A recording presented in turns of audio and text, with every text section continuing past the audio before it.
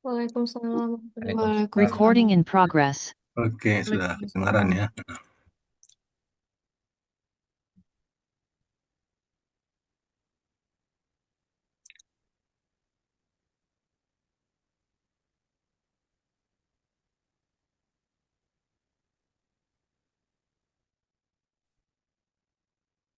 Kita benar yang kelima sekarang ya. Yang addressing sudah kan?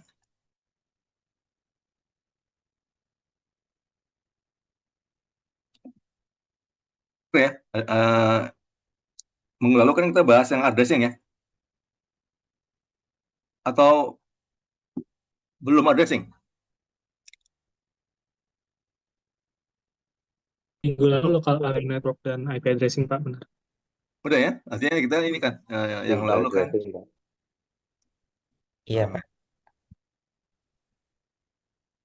Oke, ya udah kita ini aja lah. Jadi kalau kecepatan nggak apa-apa, kita libur nih. Oke, jadi udah bahas addressing, artinya sudah tahu lokasi ya. Lokasi secara logik ya. Node ini di mana. Nah, routing itu gimana mencapainya. Kenapa perlu routing ya? Karena kalau node yang berdekatan itu pakai MAC address ya menemukannya, langsung di broadcast atau langsung dicapai dari switch portnya. Nah, kalau IP address itu bisa berada jauh, bukan satu hop ya, tapi di hop yang mungkin sekian hop yang lain. Nah, untuk mencapai itu perlu ada perangkat khusus yang namanya router ya.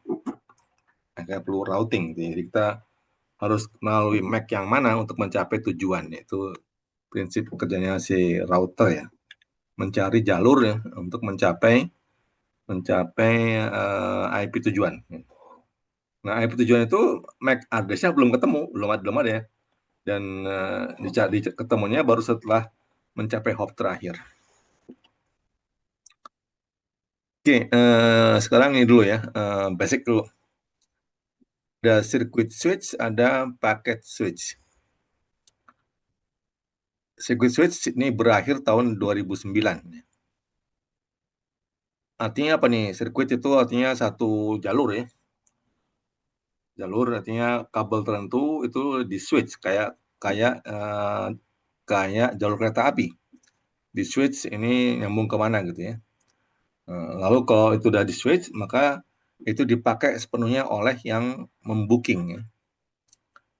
Jadi ada banyak switch ya yang bertugas menghubungkan atau memutuskan sebuah kabel ke kabel yang lain.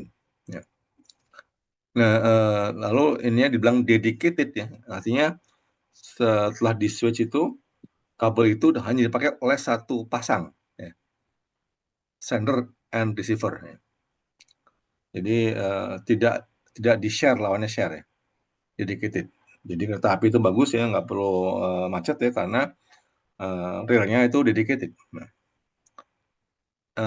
cuman itu mahal karena yang pakai cuma seorang ya, cuma satu pasang ya.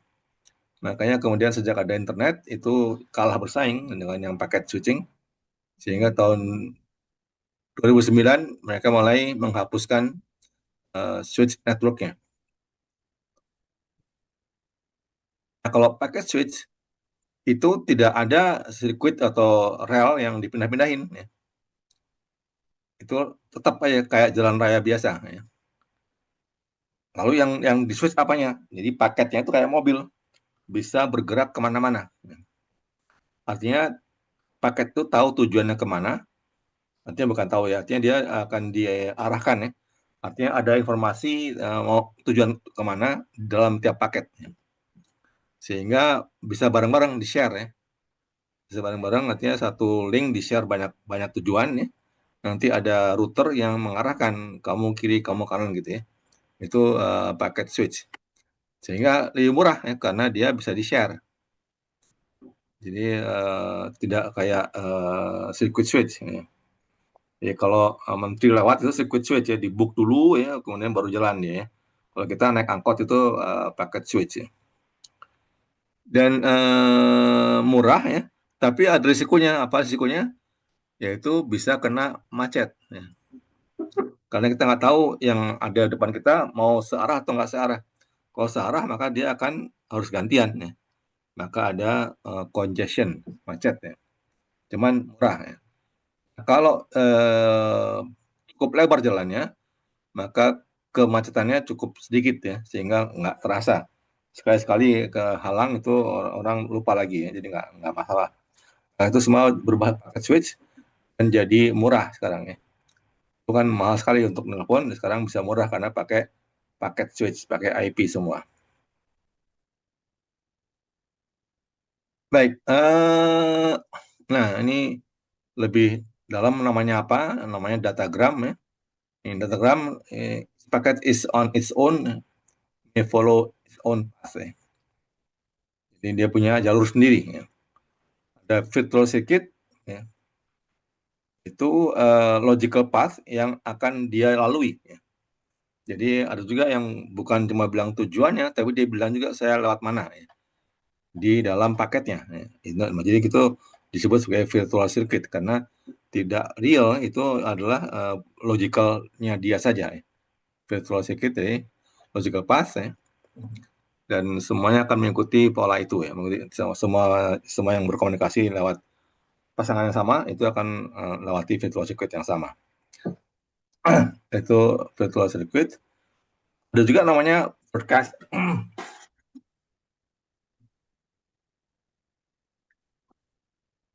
Broadcast seperti yang kita kenal, apa artinya? Itu nyebar ke semuanya. Ya.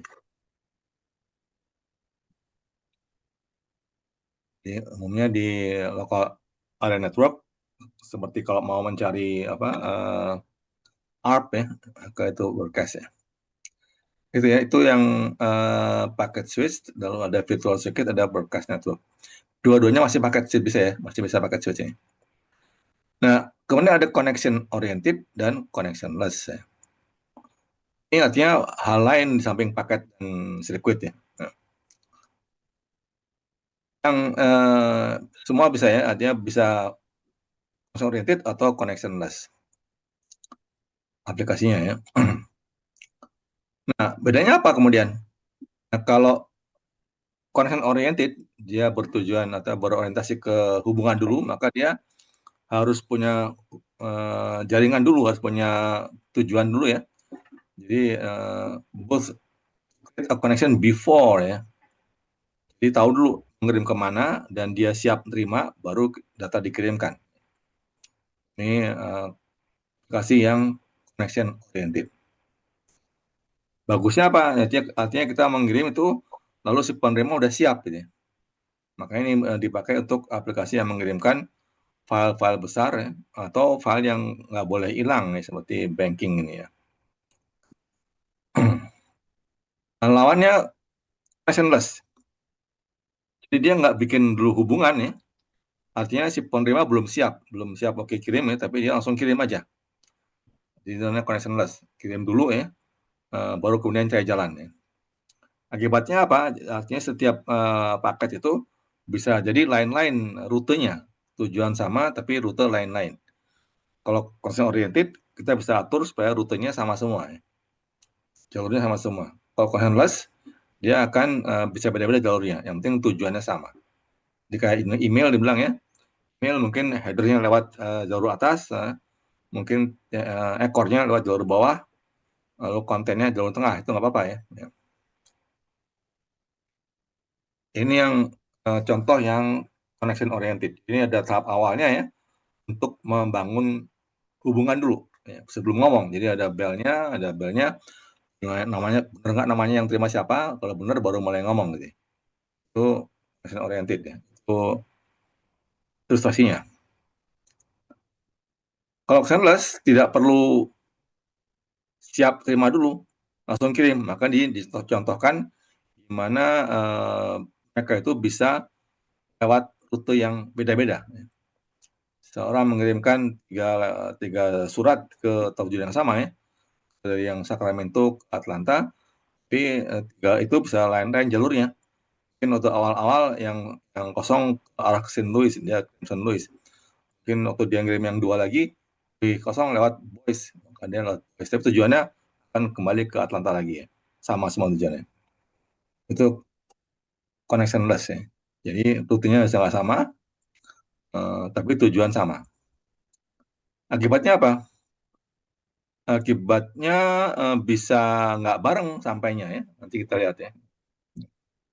Nah ini sekarang sebelum ke sana, eh, antara aplikasi dan jaringannya itu bisa berbeda ya. Jadi aplikasinya bisa oriented, jaringannya mungkin circuit switch atau packet switch. Artinya si aplikasinya bisa langsung kirim aja, nggak bilang-bilang dulu ya. Jaringannya bisa berupa sirkuit tadi yang di switch seluruhnya, atau yang di share switch ya. Jadi nggak berhubungan ya, bebas saja. Jadi sekarang gitu ya. Jadi aplikasinya bisa function oriented, artinya menunggu ada komunikasi dulu, siap terima dulu baru akan dikirimkan. Tapi jaringannya bisa jadi berupa circuit switch atau packet switch. Memang tetap aja yang lebih efisien yang packet switch ya. Jadi kalau oriented mungkin bisa pakai yang circuit switch gitu ya. Sama juga yang aplikasi yang connectionless bisa juga bekerja di atas jaringan yang circuit switch atau packet switch ya. Kan nantinya dia akan ngirim tanpa menunggu si penerima siap menerima ya. Langsung kirim. Jadi dia, maka di sini dibilang connectionless itu akan lebih cocok kalau pakai yang packet switch network. Ngapain kita pakai circuit switch ya? Kalau aplikasinya connectionless ya. Aplikasinya nggak perlu nunggu ada penerimaan ya. Langsung kirim aja, maka lebih baik, lebih murah kalau pakai yang packet switch. Kalau dikasih ke circuit switch nggak apa-apa, dia akan tetap berjalan dengan baik ya, walaupun akan mungkin lebih mahal, dibilang lebih efisien kalau pakai packet switch. Oke, ini contoh-contoh, ini summary-nya ya. Ada karakteristik, ada ini circuit switch atau bukan, ada packet switch ya, packet switch. Kemudian ada jenis yang virtual circuit packet switch, ada broadcast ya. Circuit switch yang tadi ya, yang kereta api, telepon zaman dulu, dengan packet switch yang paket dan sekarang ya, yang virtual circuit packet switch ini artinya yang jalurnya tetap ya, tapi packet switch. Ya. Jadi virtual circuit, di jalurnya ada disimpan ya, konfigurasi jalurnya udah disimpan, udah tahu jadi apakah di paketnya atau mungkin di perangkatnya. Bahwa ini akan lewat rute A, rute B, rute C gitu ya, itu disimpan duluan ya. Kalau broadcast itu nggak pakai jalur karena dikirim ke mana-mana gitu. Yang dilihat pertama adalah setup time, artinya apakah perlu waktu untuk mengkonfigurasikan jalur. Circuit switch jelas perlu karena dia harus menyambungkan rutenya dulu, pasti dulu ya. Maka kalau circuit switch ada path setup time. Packet switch nggak perlu jelas ya, yang datagram. Yang circuit tentu perlu juga karena dia perlu tahu kan lewat mana, define duluan di depan kan. Jadi kita tentukan mau rute ke mana dan kemudian disimpan di paketnya atau disimpan di perangkatnya. Broadcast karena dia kemana-mana nggak perlu ada waktu untuk setup time. Nah, kemudian ini baris kedua, routing decision for each packet. Apakah setiap paket akan bisa ganti-ganti rutenya? Kalau circuit switch enggak tentunya ya, karena sama semua kan. Berdasarkan paket switch akan bisa ganti-ganti. Ya. Karena tergantung situasi ya. Mana yang macet, mana yang longgar, itu akan diarahkan ke sana ya. Kalau virtual circuit artinya sudah tentukan dari awal, maka nggak ada lagi routing decision ya. Udah pasti setelah rute A ke rute B gitu ya, udah pasti tahapannya. Broadcast juga tanpa routing karena akan dikirimkan ke semuanya. Ketiga, apakah dedicated? Artinya apakah dia itu pakai oleh satu pasang saja atau boleh sharing? Circuit switch dedicated, apakah cuma dia aja, makanya itu paling bagus kualitasnya ya. Seluruh bandwidth dipakai untuk sepasang itu aja, komunikasi itu aja, sehingga tidak ada kemacetan, nggak ada congestion, nggak ada yang macet ya, semuanya lancar ya, karena yang pakai cuma sendirian, cuma satu pasang ya. Kalau paket switch datagram maka nggak dedicated. Jadi ya, semua orang boleh sharing. Kalau Fluid Circuit packet switch juga nggak dedicated, karena yang pakai banyak orang. Cuma rutenya untuk yang ini sama ya. Tapi orang lain boleh pakai. Ini juga murah ini ya. Makanya ini nggak dedicated ya. Cache juga nggak dedicated ya. Nggak ada alasan untuk yang lain nggak boleh pakai. Maka ini juga bisa murah. Ini memang kemana-mana ya, ke seluruh semua anggota dalam jaringan. Yang keempat, apakah bisa reroute secara dinamis ya? Nah, kalau circuit switch nggak bisa. Kalau ada putus, maka harus dibongkar lagi susunannya ya. Kemudian dibangun lagi jaringannya. Jadi kalau tiba-tiba ada putus, ya maka kita akan kembali dari awal lagi ya, membangun jaringan dari ini kemana sampai mencapai ujung lagi ya. Jadi nggak bisa reroute kalau ada masalah ya. Kalau yang datagram paket gampang aja, dia nggak terganggu oleh ada node yang mati, dia nggak masalah. Nah selalu akan dicek, oh ini mati ya udah ke sebelahnya apa gitu ya. Virtual circuit packet switch juga nggak bisa reroute karena udah ditentukan dari awal. Kalau ada yang mati, kita perlu ganti dulu, sepakat dulu ya, berikan semuanya, terus bikin lagi yang baru ya, urutan node yang baru. Cache tanpa routing ya. Terus yang terakhir ya, dedicated ini berulang ya, sama dengan ini ya. Jadi ini sama ya, yes, no, no, no, no ya, sama kan, sama dengan yang ini ya, sama dengan yang baris ketiga ya. Ini dedicated. Oke, ada routing, ada forwarding. Routing sampai ujung ya. Maka dibilang ini membangun peta dan memberi arah. Forwarding cuma mindahin dari input ke ini ke kanan, ini ke kiri, ini port 1, di port 2 gitu ya, nggak bilang ke node mana. Ya, jadi di dalam node yang sama mungkin mirip-mirip ya. Dia routing forwarding mirip-mirip. Tapi yang routing itu punya tujuan lebih jauh. Jadi bisa tahu karena mau mencapai node A maka ambillah port sekian gitu ya.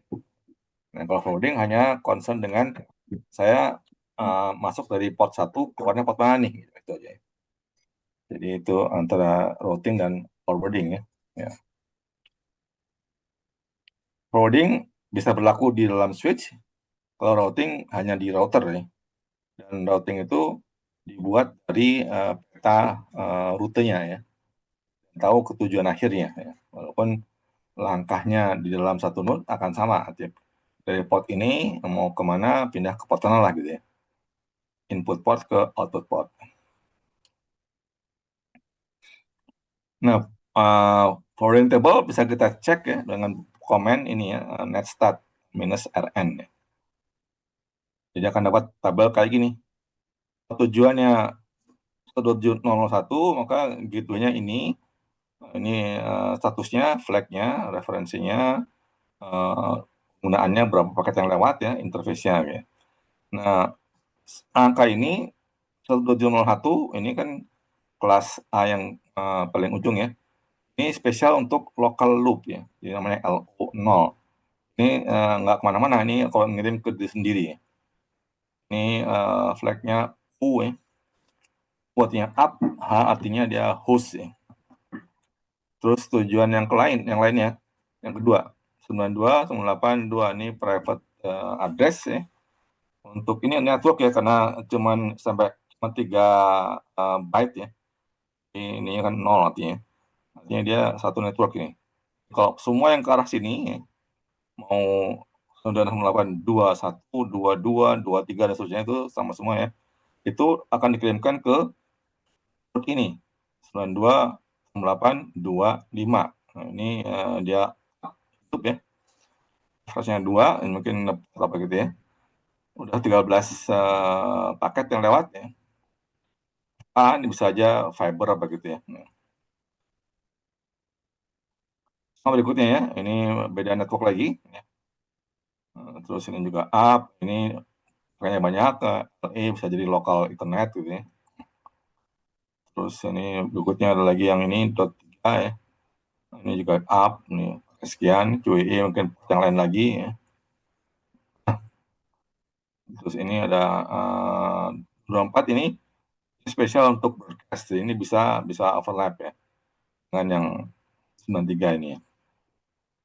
Terus default kalau kita nggak tahu mesti kemana akan dikirimkan ke sini ya. Ini juga up ya, dan dibilang ini adalah gateway. Berarti kan di kolom destination itu tidak boleh overlap ya. Semua ini adalah network yang terpisah. Ya. Nggak boleh ada yang bertumpuk ya. Bertumpuk nanti routernya bilang itu error karena dia nggak tahu masih kemana nih kalau double ya, dia akan bilang error di konfigurasi ya, dan akan dioperasikan. Ini review tadi ya, apa aja field-fieldnya, ada destination tadi kan, ini gateway, flag, ini ya, ini host atau gateway, ini gateway, flagnya atau down nih, kalau nggak ada jadi down, G-nya itu gateway ya, router ya. Kalau H-nya host ya. Oke, kita review antara hub versus switch versus router. Hub tidak punya forwarding tables. Kenapa? Karena dia akan mengcopy semuanya. Ya, jadi semua yang masuk ke input port akan dikirimkan ke semua output port. Dibilang broadcast sinyal at layer 1, no filtering. Switch lebih pintar sedikit ya, dia nggak kirim ke semuanya, dia ngirim ke yang tujuannya ya. Jadi dia punya namanya forwarding table ya. Dia nggak lihat IP-nya, hanya lihat forwarding table ya. Forwarding aja, MAC address ya. Jadi dia pakai MAC address-nya lalu dikirimkan sesuai port yang dituju ya. Jadi ada port itu ada tabelnya, MAC address sekian-sekian itu di port sekian. Jadi kalau tujuan sesuai dikirimkan ke port tersebut ya. Nah, kalau nggak ketemu, maka dia akan lakukan itu ya, flooding ini ya. Not found flooding. Nah, kalau routers ada punya namanya L3 versi ya. Jadi IP kan lebih dalam lagi. Kalau yang pertama tadi yang L1 ya, nggak pakai apa-apa, kirim semua aja. Yang L2 tergantung MAC address-nya kirim ke mana. L3 dia nunggu routing dulu. Nanti tentukan mau ke mana ya. Dia perlu bikin 3 forwarding tables. Karena bikinnya, dia mesti ngobrol dengan teman-temannya ya. Terus koordinasi dengan rute-rute yang lain ya, router yang lain untuk membuat peta ya. Jadi supaya tahu kalau tujuannya ke network X itu rutenya siapa yang akan dituju ya. Jadi dia bisa belajar ya, sering belajar.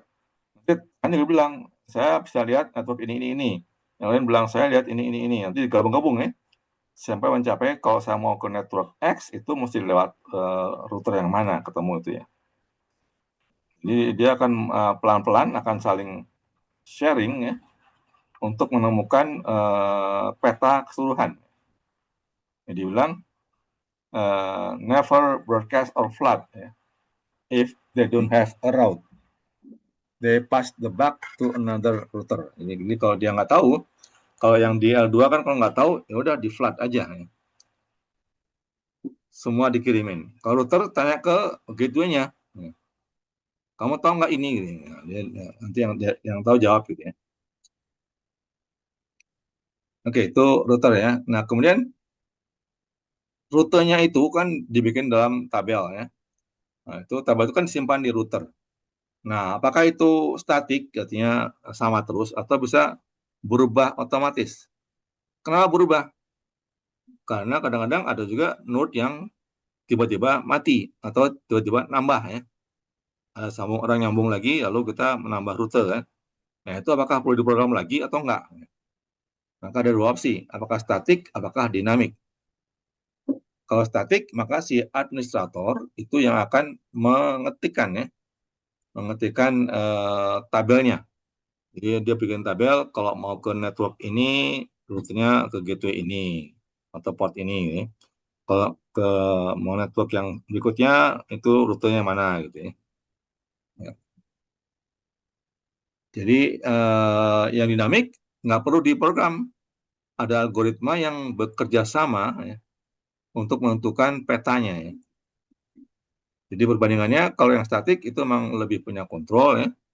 Kita bisa ngatur ini lewat sini ya. Jadi bisa per network atau bahkan per node bisa bilang ya. Kalau mau ke node X, rutenya ini dikirim ke port 1 gitu ya. Nah, kalau di yang dinamik ini nggak boleh, ini harus ikuti aturan ya, per segmen ya. Cuman keuntungannya yang dinamik bisa berubah sendiri. Jadi kalau ada yang node yang mati, maka rutenya akan berubah. Jadi plusnya itu ya, kalau yang kiri more control dan tidak terbatas pada destination based forwarding. Ya, maksudnya kalau mau cepat itu dikirimkan semua ke port 2 ke router X ya. Tapi kita bisa maksain pakai yang jauh aja, pakai port 3 gitu ya. Itu bisa kita atur supaya rutenya kemana kita atur mau kita ya. Nah, kalau dinamik itu tadi bisa rubah dengan cepat dan bisa juga scale well. Jadi kalau ditambah networknya itu masih berjalan baik. Kerugiannya yang statik doesn't scale. Kalau networknya gede, maka adminnya repot. Ya. Dan kalau ada perubahan, network failure juga kita masih ganti-ganti, masih rekonfigurasi semua router ya, itu repot dan seringkali mungkin juga ada human error. Ya. Dinamik itu negatifnya rumit algoritmanya, tapi kan udah jadi ya, tinggal pakai, tinggal bayar ya, ke Cisco bayarnya atau kemana gitu ya. Udah siap pakai.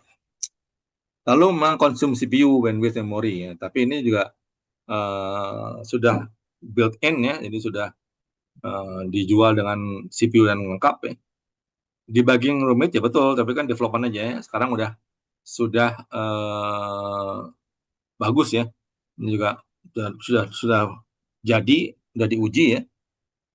Tapi memang mungkin aja kalau ada kesalahan kita masih perlu debugging, salah konfigurasi itu masih perlu debugging. Jadi ini bukan hanya waktu development, tapi waktu kita implementasi pun masih perlu debugging. Kadang-kadang salah konfigurasi, lalu bisa nyasar rutenya ya. Dan semua protokol ini adalah destination based, jadi nggak bisa kita atur satu-satu ya. Mau dinamik, tapi saya maunya ini lewat mana itu susah ngaturnya. Bisa pakai cost dan sebagainya, tapi susah ngaturnya. Nyataannya kita gunakan campuran ya. Dan yang statik biasanya di pinggir-pinggir ya, karena pinggir-pinggir relatively nggak berubah. Jadi itu di edge itu biasanya pakai yang statik. Yang di tengah-tengah itu biasanya dynamic. Oke, sekarang membandingkan antara routing ya, di teleponi dengan internet. Ya. Jadi kalau di teleponi itu bentuknya jelas ya, kabelnya itu tidak mesh ya, tidak sembarangan, tapi bentuknya kayak tree ya. Pasti ada node tengah-tengahnya, cabang ke bawah lagi gitu ya. Mungkin juga antara node bisa hubungan ya, tapi nggak ada yang nggak seperti yang wide area ini yang semua terhubung semua. Ya. Jadi lalu nomornya akan berurutan misalnya ya. Ini nomor depan 3, genome 3 ya, mungkin bawahnya yang ribuan gitu ya. Jadi 7 angka begitu ya, bisa gitu ya. Jadi angka itu menunjukkan lokasi ya. Central office ya. Jadi bisa digabung ya, bisa dicampur. Ininya pakai local extended carrier LEC ya. Yang internetnya pakai WAN. Yang ini pakai circuit switching ya. Yang atasnya pakai packet switching. Itu bisa campur.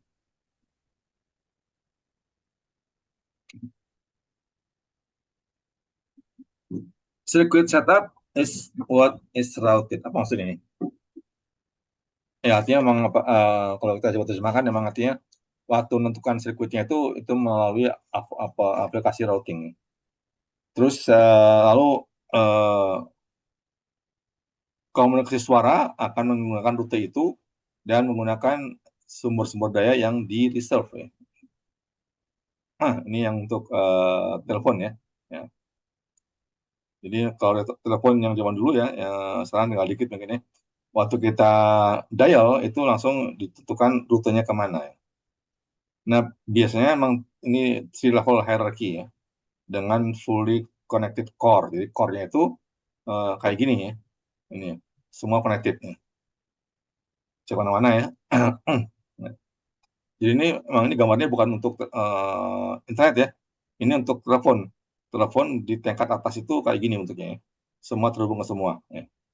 Kalau kalau apa internet lebih bebas ya, nggak harus kayak gini ya. Kalau ini kan jumlahnya adalah tiga-tiga semuanya ya, untuk tiap node-nya ya. Kalau internet bebas, jadi kita bisa rute kemana-mana ya. Nah ini misalnya ini ya, AT&T itu di dunia punya 135 core switch yang gede-gede banget ya. Ini luar biasa mahalnya, dengan tiap ini mempunyai 5 juta rute. Dan setiap local exchange carrier itu bisa connect ke beberapa core. Jadi nggak harus ke begini aja, tapi bisa juga dia connect ke core-core yang lain, sehingga memudahkan atau mempercepat ya. Nah, algoritmanya lebih simpel ya. Jadi saya bilang kalau tujuannya dalam sebuah CO, Central Office, langsung connect aja. Kalau tujuannya itu bikin CO di dalam lag yang sama, gunakan satu hop. CO adalah Central Office ya. Ini kan CO1, CO2, CO3 ya. Bukan karbon oksida, ini CO Central Office ya. Dan ini pelanggannya ini satu lag ya. Nah, jadi kalau dia dalam CO yang sama, direct connect, jadi langsung kalau ini dari ini mau telepon ke bawahnya ya langsung aja ke CO yang sama, nggak perlu jauh-jauh ya. Jadi kalau antar CO ya bisa one hop ya. Otherwise, send call to one of the core. Ya, kalau nggak ketemu juga, naikin ke core-nya. Terus yang terakhir tuh ke toll switch-nya. Toll switch itu yang berhubungan dengan tol dunia ya.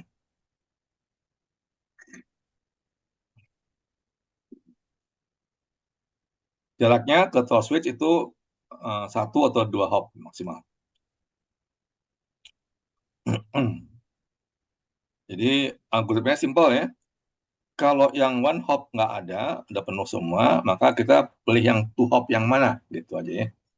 Jadi simple, jadi nggak perlu lihat ini ya, apa node-nya mana aja, node-nya terbatas ya. Tiap node itu banyak-banyak ininya, kabelnya. Kita lihat apakah di dalam SEO yang sama bisa di kita one hop. Kalau nggak bisa, lewat mana gitu aja ya. Nah, ini fiturnya ya. Jadi setiap kita nelpon, itu sumber daya dan rute itu nyambung ya. Jadi kalau kita punya rute, maka kita pasti punya bandwidth ya. Jadi rute dapat berarti kita dapat bandwidth pasti gitu ya. Ini bilang gitu ya, connection need resources sama semua 64 kbps untuk suara cukup kan. Terus sebelumnya untuk bisa membangun rute pakai signaling, artinya perlu komunikasi antar node ya. Saya mau ngirim ini nih, saya mau perlu koneksi ke nomor sekian sekian sekian. Nah itu namanya signaling. Ada komunikasi antar node ya, sebelum terhubung, sebelum orang bisa ngomong. Jadi sumber daya bandwidth itu dipaket sama-sama dengan jalurnya. Terus bebannya stabil, nggak pernah ada congestion. Ya. Yang ada adalah penuh, ya. Penuh switch-nya, maka kita akan dapat busy tone. Ya. Tapi kalau sekali dapat, maka itu mutunya bagus ya, kita dapat 64 kbps. Networknya hanya untuk voice, ya. Dan kita bisa memperkirakan beban untuk sepanjang hari.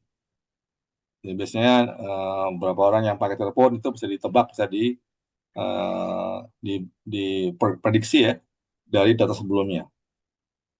dan bisa menentukan optimal route in advance ya. Karena nggak ada yang berubah-ubah dengan cepat ya. Jadi bisa ditebak dulu ya.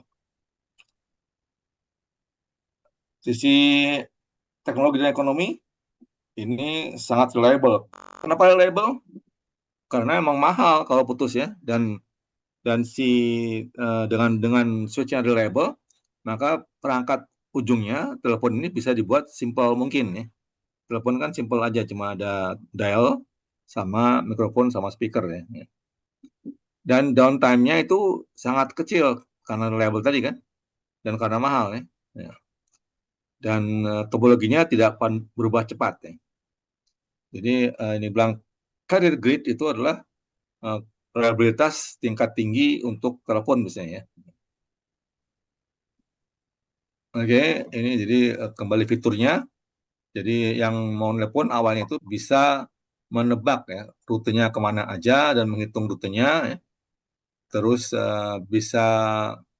bisa memastikan bahwa itu available ya setelah signalingnya berjalan ya.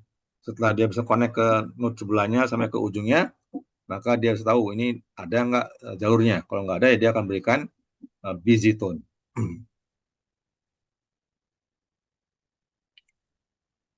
Dan ini komponennya sangat reliable sehingga sistemnya juga reliable dan customer service-nya bisa bagus juga.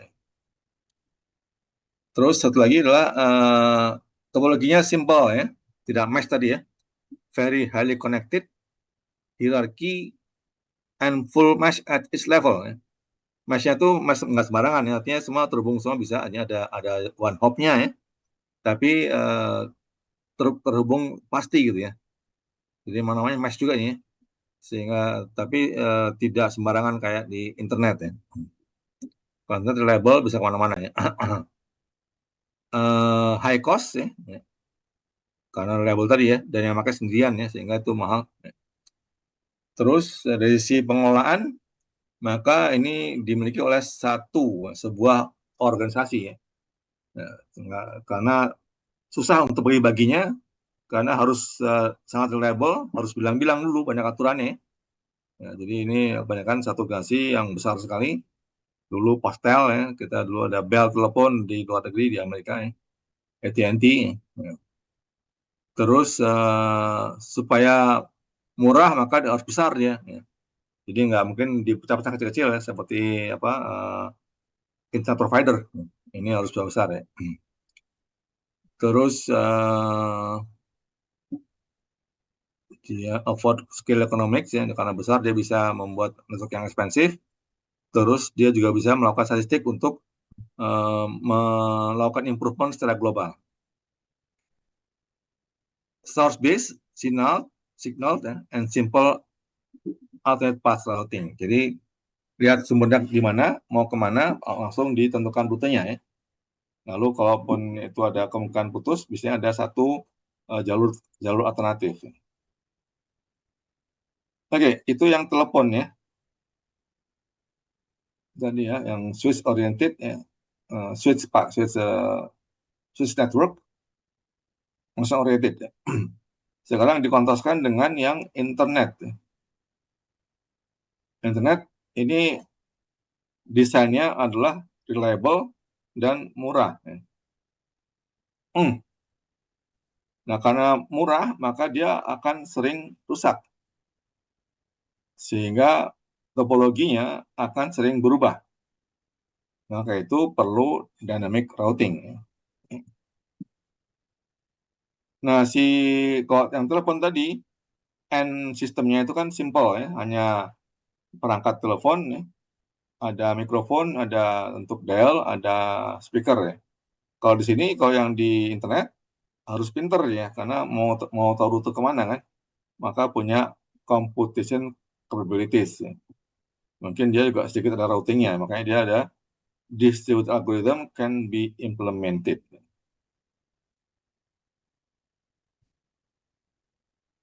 Dan ini bisa di overlap, bisa ditumpuk-tumpuk ya. Jadi kita bisa pakai jaringan telepon, lalu di situ akan menjalankan jaringan internet, itu nggak masalah ya. lalu di internetnya ada lagi jaringan telepon lagi, ya, VoIP bisa aja. Jadi kita bisa overlap ya. Jadi bisa ditumpuk-tumpuk ya. Memang nggak efisien, tapi jalan gitu ya. Sehingga membuat dia jadi murah gitu. Sehingga muncul kemudian ada multiple administrative cloud. Ya, perlu ada interconnect untuk global communication, perlu ada perjanjian, perlu ada kesepakatan ya. Oke, sekarang algoritma routingnya ada apa aja?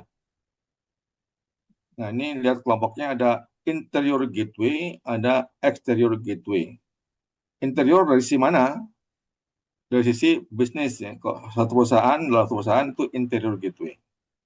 Kalau dengan perusahaan lain itu jadi exterior gateway. Kenapa dibedakan? Kalau interior itu kita terbuka ya. Artinya orang tahu kita connect kemana aja. Kalau eksterior itu kita tergantung pada perjanjian. Jadi si tetangga itu hanya mau membuka informasi yang dia rela untuk share aja. Ya. Jadi ini nggak bisa otomatis, makanya yang exterior gateway itu biasanya berupa statik ya. Terus itu yang ada distance vector, ada DVRP ya, ada link state itu bentuk algoritmanya. Ada yang kalau yang exterior kebanyakan pakai path vector, ya. Di-define dulu path-nya. Ya. Lalu yang baris ini adalah IP-nya ya. Ada yang class full, ada yang classless, ada yang IP6. Sekarang mau campur. Ya. Maka kita kenal ada RIP ya, RIP, ada IGRP, ada External Grid Protocol, ada RIP versi 2, ada IGRP, ada SPF, ya, dan seterusnya ya. Ada RIP Next Generation ya. Ini yang kuning mungkin yang Cisco punya kali ya. Saya lupa lagi kenapa dibedain ya. Jadi intradomain itu IGP, ini yang dalam sebuah perusahaan, maka kita bisa pakai tujuan yang jelas, yang penting yang terdekat rutenya. Gitu. Kalau yang extra domain kenapa nggak bisa? Karena tergantung kita punya kontrak nggak. Ya. Jadi seringkali yang terdekat langsung aja, tapi nggak punya kontrak, maka kita mesti rute yang lain yang kita punya deal bisnis ya. Sehingga belum tentu yang terdekat kalau untuk IJP ya, yang interdomain. Ya. Kalau intra jelas satu space ya, kalau interdomain ini ada kebijakan bisnis ya, policy ini ya.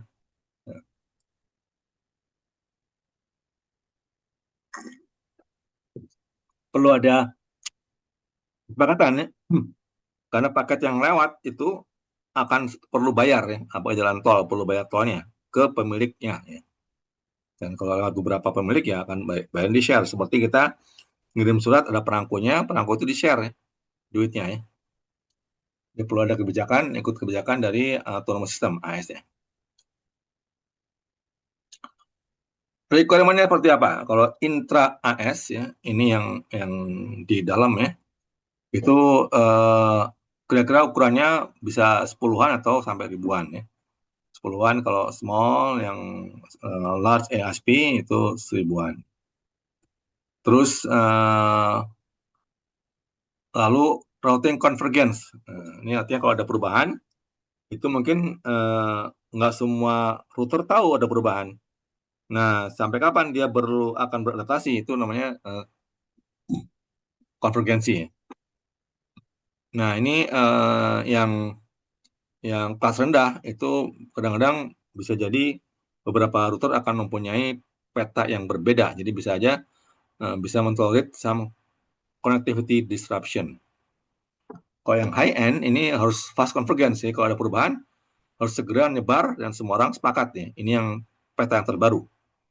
Nah, jadi ini karena kalau dia sampai nggak nyambung itu rugi ya. Ada paket yang hilang, udah bayar tapi nggak nyambung, itu rugi. Lalu sisi ininya OEM-nya, ya, Operational Administration Management. Kalau low end misalnya simple self configuring, kadang-kadang kita nggak perlu mau apain ya. Di rumah kita pakai katakan IndiHome, tinggal pasang dia udah tahu sendiri gitu ya. Yang high end itu ada self configuring ya, tapi ada operator yang bisa mengendalikan.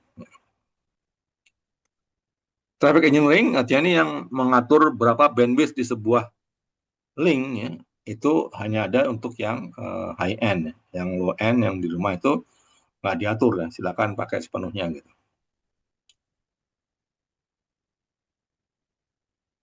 Ke inter AS ya, ini yang antar lembaga ya, maka dia harus sampai ke ukuran global ya. Jadi jutaan lah ini ya tabelnya, makanya repot sekali untuk ngaturnya ya. Nah, dan tujuannya adalah yang penting bisa mencapai tujuan reachability ya. Bukan optimality, bukan yang terpendek. Yang penting ketemu tujuannya ya. Nah, ini untuk mengurangi ukuran tabelnya ada address aggregation. Artinya dikelompok-kelompokkan ya. Jangan, kan tadi bilang mungkin pakai statik ya, maka tapi dikelompok-kelompokkan ya supaya gampang ngatur logiknya itu ya. Dan juga harus fleksibel ya, nggak harus tree. Ya. Tree artinya nggak ada loop, jadi masih mungkin ada loop ya, tapi ada batasan gitu ya. Juga ada policy based routing, artinya routing yang bukan karena jarak, tapi karena harga.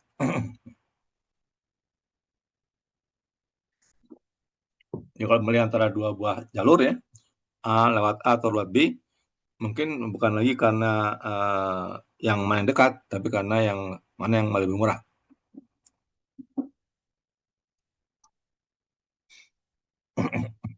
Lalu ada juga ini ya, option untuk mengikut sertakan as level route to address prefix ya. Jadi antara ES ya, kita bisa tambahkan dalam prefixnya ya. Dan bisa extensible untuk memenuhi kebutuhan kebijakan-kebijakan baru. Ini gambaran lebih jelas antara intra dan inter ya. Jadi yang node-node yang biru itu intra ya. Yang abu-abu itu inter ya. Jadi yang ini inter ya.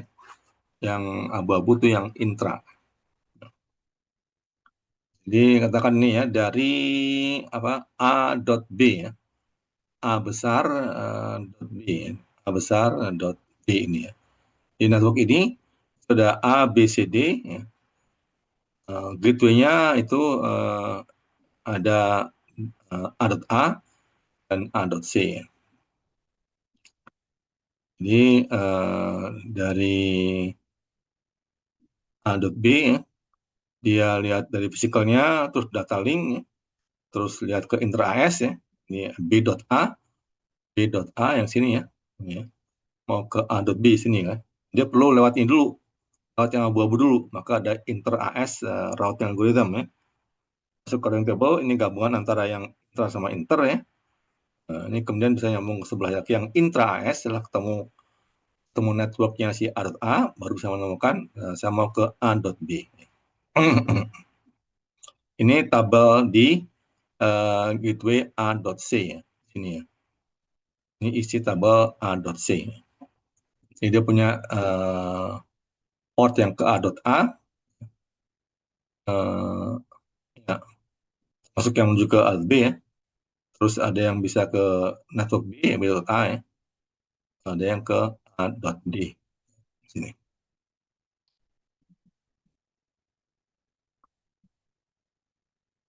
Oke ya, itu inter sama inter. Ya. Oke, sekarang beberapa metode routing. Source base ya. Source-nya yang dapat rute ya. Jadi source yang tahu dia punya peta dan dia bisa milih mau kemana. Contohnya ini yang ATM approach. ATM itu bukan ATM bank nih ya. Ini asynchronous transfer method. Jadi source find route-nya, kemudian dia signal the route setup-nya ya. Dia bilang saya mau ke situ, terus mau ke sana gitu ya. Itu ngomong ke node-node berikutnya. Atau itu ini dimasukkan ke header-nya. Encode route into packet. Ini dibilang inefisien karena setiap paket mesti mengandung jalur yang diminta. Ya. Ini cuma di awal aja, terus setelah itu kita bisa ngirim semua paket lewat rute yang sama. Source base ya, source-nya yang dapat duluan. Atau kita bisa lakukan dengan metode kedua, link state routing. Jadi semua node itu mempunyai peta ya, yang dibuat dari ini ya, link information. Ya. Jadi setiap node itu selalu mengirim link-link yang dia tahu. Ya.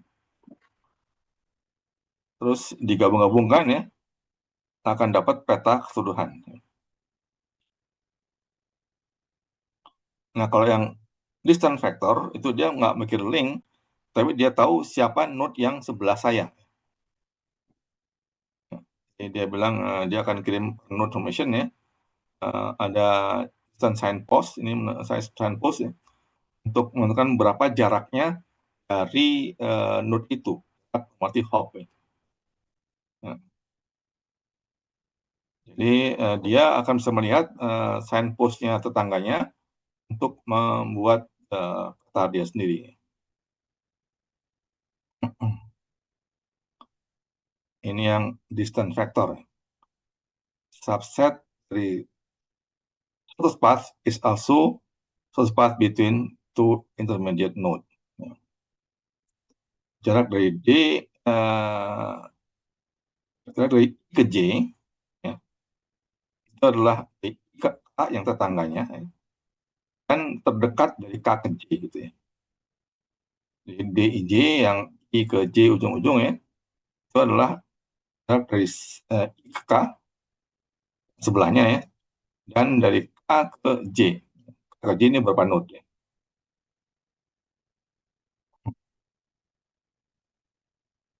Nah ini ada yang iteratif.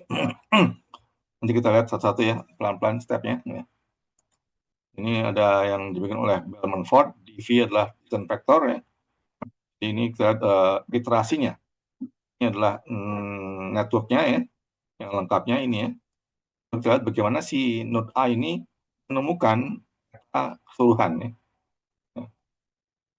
Jadi A tergantung terhubung ke sini ya. A, B, C, D, E gitu ya. Nah ini dibilang iterasi pertama mengirimkan ke tetangganya aja ya. Hanya jawab dan A ke B 7 jaraknya, kosnya ya. A ke E 1 jaraknya. Dalam iterasi kedua, ini si B itu mengirim ke tetangganya. Ya. Tapi bisa mengirim ke C ya, dan ke E ya. B menemukan C, menemukan E. B ke C 1 ya. B ke E 8. Ya. Kemudian si E juga mengirim ke tetangganya. Ya. E ke B sama 8. Ya. E ke D itu 2. Itu sampai ketemu semua ya. Berikutnya kemudian C dan D juga mengirimkan ke tetangganya ya. Maka ketemulah ini yang dia C ke D2 selesai lah itu ya. Jadi ini algoritmanya pertama-tama DII 0 yang di sini A ke A0, terus DIK itu sama CIK ke sebelahnya. Kita break dulu ya, ada adzan lewat dulu ya.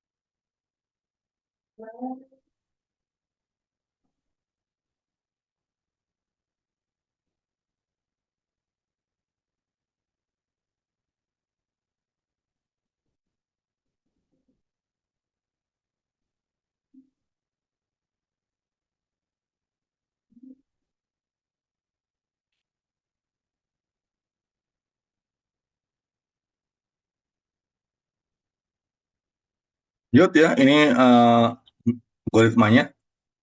Artinya semua jarak ke diri sendiri 0, jarak ke tetangganya adalah sama dengan cost-nya.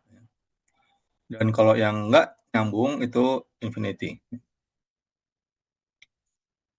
Lalu gabungan ini adalah desain vektor di node tersebut. Algoritmanya gini ya, nice of kalau K gitu ya. Terus kalau neighbor itu unknown ya.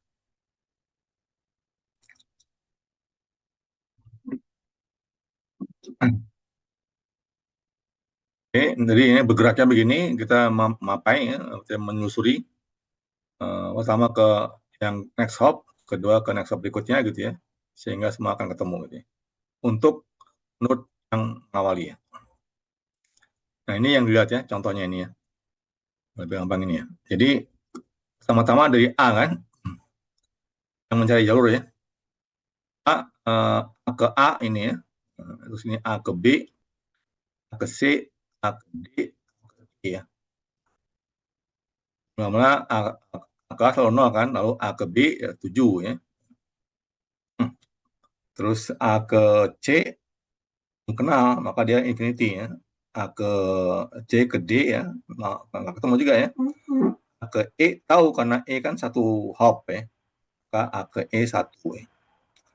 Terus B dan E sama-sama nyebarin ke tetangganya ya. Maka B menemukan C ya. B menemukan C, diupdate lah ini ya.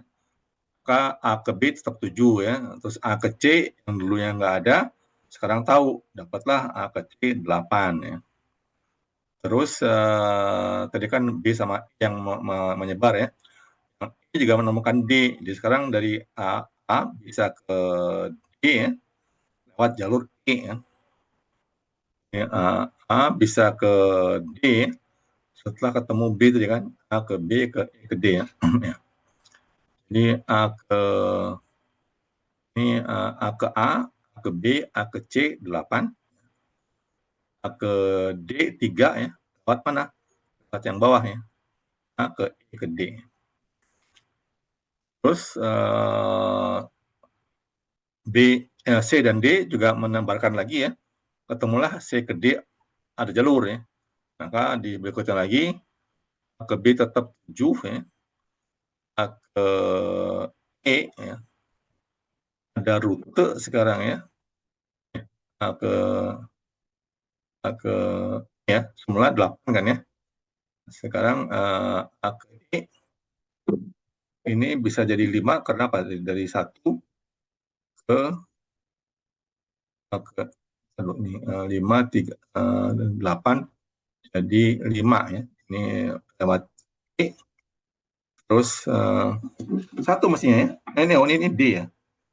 Ke D 3, ke B ya. Ke B 5 sekarang ya. Semula 8 kan. Ke B karena ada ke bawah. Lalu ini 1 ya. Ini ke 8 ya. Ke C ya. Ke C ini A ke B 7, ke A, A ke B, A ke C 7, 5 ya, A ke B 7, A ke C 5 ya. Jadi itu nih 1 2 2 ya. 1 2 2 maka 5 ya. Terus A ke D ya. Semula kan sebelum ada CD nyambung ya. Kita lewatnya kan sebelum CD nyambung ya. Kita lewatnya 1 2 ke C ya. 7 1 8 mestinya kan. Ini ya. Sebelum nyambung kita 8 ya karena lewat A B ke C ya. C 8 ya. Setelah nyambung CD-nya maka A ke C menjadi bisa cuma 5 karena lewat bawah ya 1 2 2 ya. 5. A ke A B C D, yang ke D 3 aja nggak berubah. Ke E tetap 1 ya. Terus setelah CD nyambung ya, kita ada opsi mencapai B bukan lewat A B, itu lewat A E D C D ya. 1 2 2 1. Jadi A ke B sekarang tinggal bisa 6 ya. A ke C tetap 5 ya, 1 2 2. Terus A ke D 3 1 2 ya. A ke E langsung nyambung 1 ya. Itu ya. Jadi berubah itunya ya sesuai dengan harga yang didapat oleh node yang sebelahnya. Nah, perubahan harga itu juga ternyata tidak sederhana ya. Jadi ini kalau ada dari 4 ke 1 ya, coba katakan ya, ini DVY ya, ini dari Y ke Y, terus ini nih DVY, ini garis sendiri ya, terus ke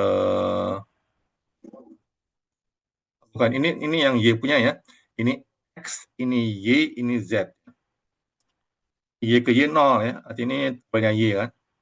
Nah, Y ke X itu 4 kan awalnya ya. Terus Y ke Z 1 ya. Ini yang pertama ya, yang ini ya. Ini mana sih gambarnya, mana markernya. Nah, ini dia markernya ya. Anotator.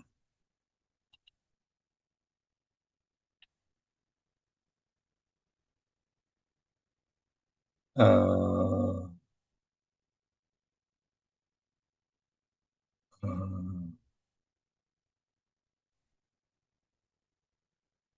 drawing, mana yang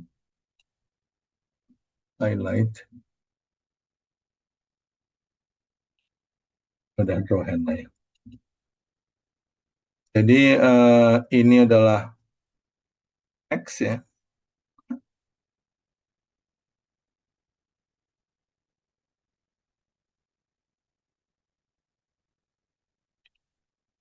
Nggak salah ya. Jadi di dalam kotak ini ya, yang paling kiri adalah harga untuk X, yang tengah untuk Y, yang kanan untuk Z. Jadi DVY itu distance vector di router Y, ya yang Y ke Y-nya 0, ya. Y ke X-nya 4, Y ke Z 1 ya. Di tabel untuk Z, demikian ya bawahnya ya. Ya Z ke Z 0, Z ke Y 1, Z ke X 5. Sekarang yang tiba-tiba yang 4 ini berubah ke 1. Apa dampaknya ke tabel di Z ya. Ini sekarang jadi YX sekarang 1 semula 4 ya. Z nggak berubah. Di tahap ini Z belum berubah, belum tahu dia berubahnya 5 1 0 ya. Kemudian di titik yang iterasi kedua ya, sekarang dari Z ke Y, Z ke X ya. Kan Z punya yang maka X. Z ke X semula kan 5 ya, rute ini kan. Nah, ini 5 yang ke sana atas 6 ya. Mahal kan, jadi Z ke X yang 5. Tiba-tiba yang YX 1 kan, maka Z ke X bisa lewat atas ya. Z YX jadi 2. Saya udah ya, dia berubah ya. saya stabil lah ya, ada lagi perubahan-perubahan. Jadi kalau ada perubahan yang turun itu cepat biasanya ya. Nah, tapi kalau perubahannya naik itu ternyata lebih lambat ya. Hmm. Ini yang dibilang harus di poison itu ya, oscillasi ya. Jadi ini berubahnya sama ya, ini sama topologinya X, Y, Z ya. Tabel pertama gini kan, 401 ya. Terus dia Y ke X4, Y ke Y0, Y ke Z1. Terus yang di bawahnya tabelnya untuk Z ya, X ke Z, Y ke Z 5. Kenapa 5? Kan 50, lewat yang murah kan, 41 ke atas ya. Terus yang bawahnya ini dari Z ke XY ya, ke Y, Z ke Y 1 ya. Terus Z ke Z 0 ya.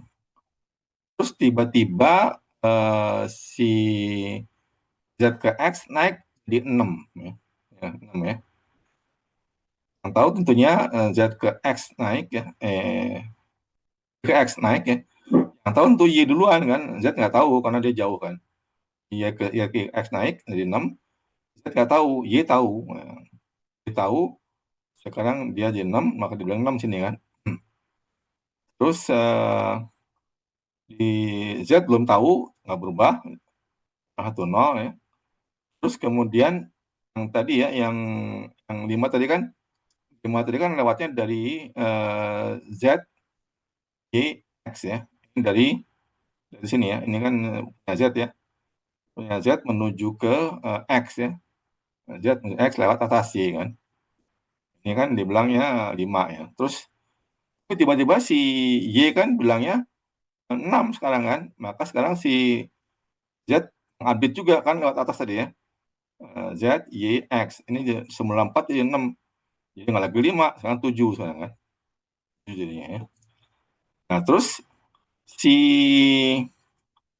di yang ketiga kan Y ke X itu ya.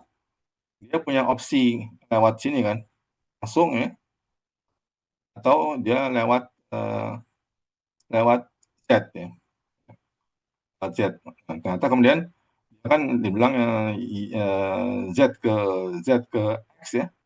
Z ke X ini kalau langsung 50 ya. Ke atas 5 kan ini. Maka ini semula 5 kan. Semula 5 ya. Sekarang jadi 7. Kenapa 7? Karena dia akan lewat si Z ke X ya. Y. Y bilang saya bisa mencapai X harganya 6. Nah, si Z bilang sama ke X juga. Ya udah, lewat saya aja. Tambah 1, ini jadi 7 sekarang gitu ya. Dia naik 7. Tapi masih belum pas karena ini adalah Z X ya. Langsung ke langsung stabil ya. Ya. Karena ada rute lagi yang lain tadi ya. Yang ini ya, yang dari Y ke X ini kan. Y ke X itu kan semula 4 jadi 6 ya. Terus tapi kan itu Y ke X ya. Y ke X ya. Ya. Terus Z bilang dia bisa ke X ya. Harganya adalah 7 ya. 7. Nah, Y mau ke X, Z mau tahu ke X itu dia bisa 7, padahal lewat Y juga ya. Nah, dibandingin lewat yang satu lagi ya, ini kan mahal, maka dia akan beli lewat yang 7 ya. Naik lagi jadi 8 yang ini ya. Semula 6, tapi dia bisa lewat ke Z ya. Harganya 7 ya. Maka tambah satu lagi jadi 8 gitu. Terus sampai mencapai 50 gitu ya. Ini bertahap ya. Siklusnya bertahap gitu ya. Karena ini bolak-balik ya, itu yang bikin dia ngaco ya. Lupa bahwa dia akan lewat hal yang sama, lewat rute yang sama. Ya.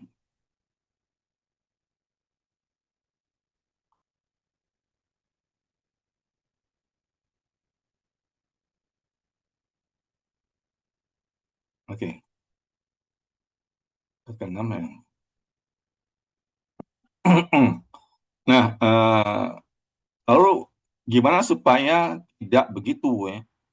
Nah, ini dibilang di poison ya.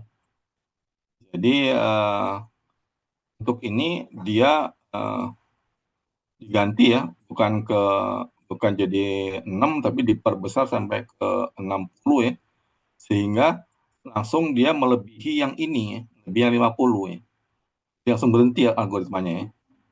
Bilang ini sekarang ke 60, maka dia nggak mau lagi lewat sini, dia akan pakai yang 50 ya. Pakai yang langsung 50, dia pakai 50 ya. Terus sampai sini 51 lalu berhenti ya. Kalau enggak dia akan bolak-balik terus ya. Nah, saling berubah terus ya. Itu silakan di cek lagi ya gimana proses perubahannya ya. Karena saling tidak tahu itu ya. Ini yang dibilang sebagai Poisson reverse ya. Ini ya yang baliknya itu ditambah racun ya, digedein ya, sehingga tidak akan yang lain. Oke, itu yang distance factor. Ini yang Dijkstra, yang link state. Ini dia akan lapor link yang dia punya. Jadi ada mula-mula berangkat dari A ya, ini A yang akan mencari teman-temannya kan. Dari A ke B, ke C, ke D, ke E, ke F. Ini adalah DB jarak ke B ya. Lalu yang mana? Jadi ini dari A ke B. Ini ya udah A ke B angkanya 2, jalurnya ke A. Dari A mau ke C ya. Ini 5 ya, ini kan A ke C 5 ya. Terus 5 angka ini kan lewat mana? A langsung nyambung kan. Ya. Terus dari A mau ke D ya. Mau ke D 1 ongkosnya nya A. Jadi A ke B, C ke D kan mau langsung. Jadi nya sama semua ya. P-nya adalah A, B, C semua ya. Harganya 1, 5 sama 2. Belum tahu jalurnya, maka infinity ya. Nah, kemudian dipilihlah yang paling dekat tadi ya. Dari A ke B2 ke C5 ke D1. Nah, sekarang kita yang dekat dulu. Jadi A dengan D sekarang kompak, nyambung ya. Jadi dari A ke D mau ke semuanya sekarang ya. Dari A ke D menyambung ke B. A ke D mau ke B. Si nyambung cuma satu hop ya, jadi nggak berubah, 2 ya. Dari A D mau ke C ya. Dari A dan D mau ke C.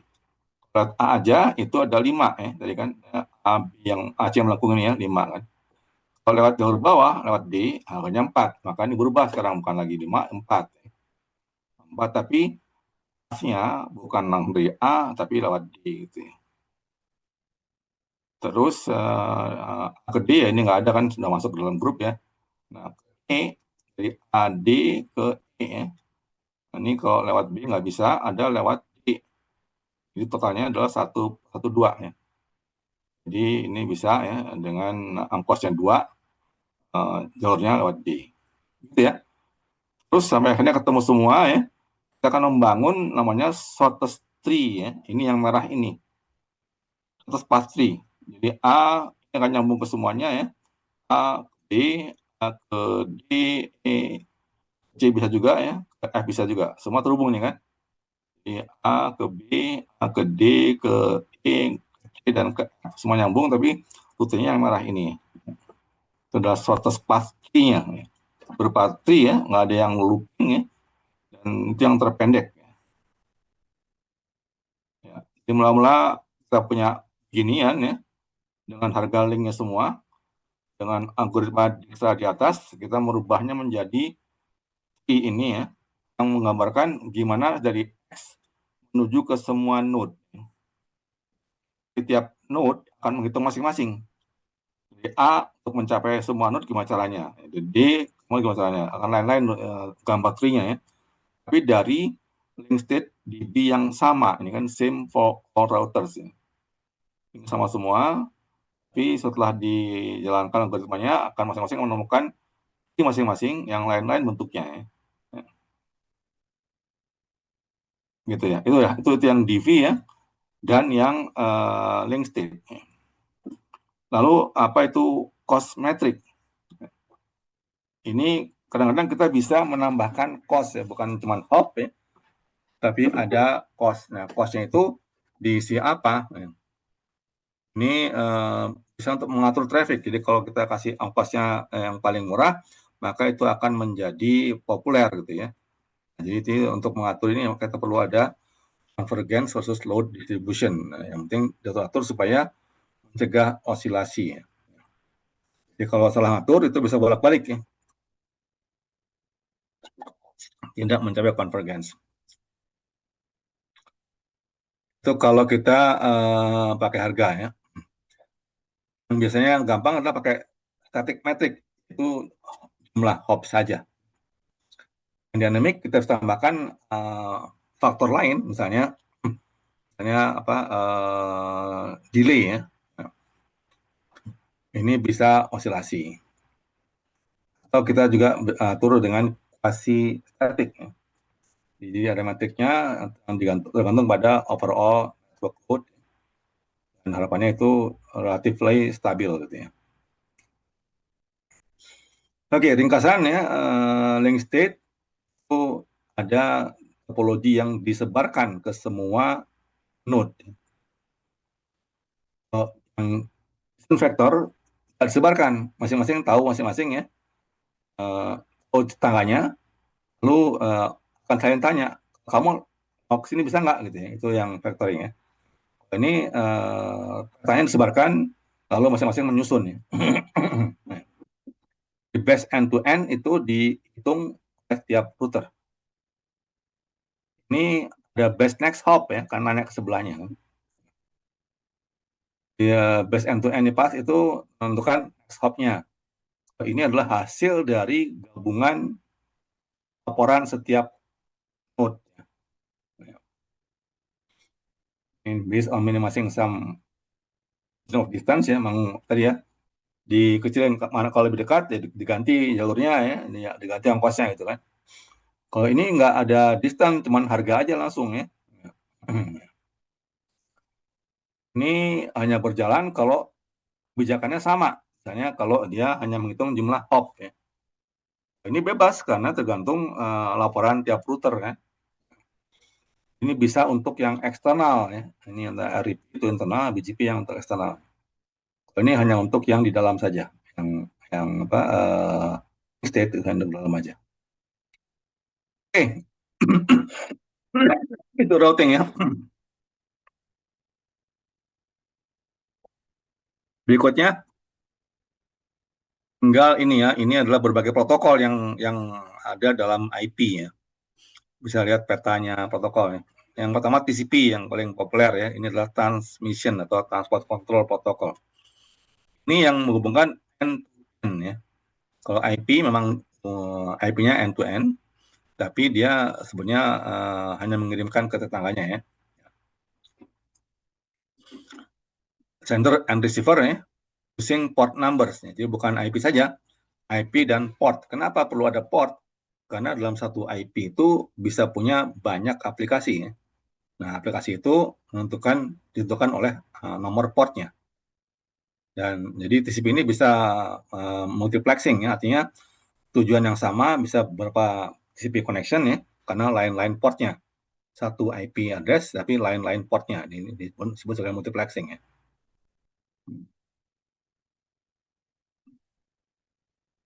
Yang kedua UDP. Nah, UDP ini juga transport ya. Nah, kalau TCP itu connection oriented, ya nunggu terhubung baru kirim. UDP itu connectionless.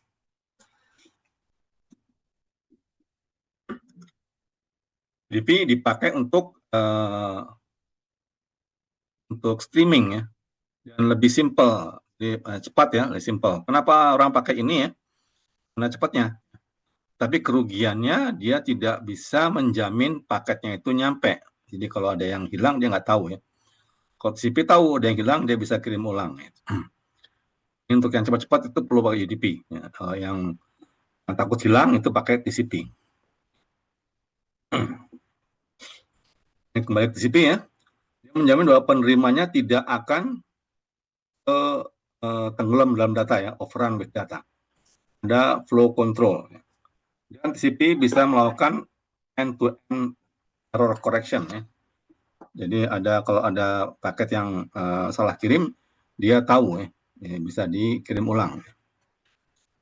Dan juga jadi ada checksum untuk ngecek error correction-nya ya. Lalu ada urgent pointer. Jadi kalau dibilang ini paket penting akan didulukan ya dalam antrian. Ini perhatikan field-nya ya. Ini field-nya ya.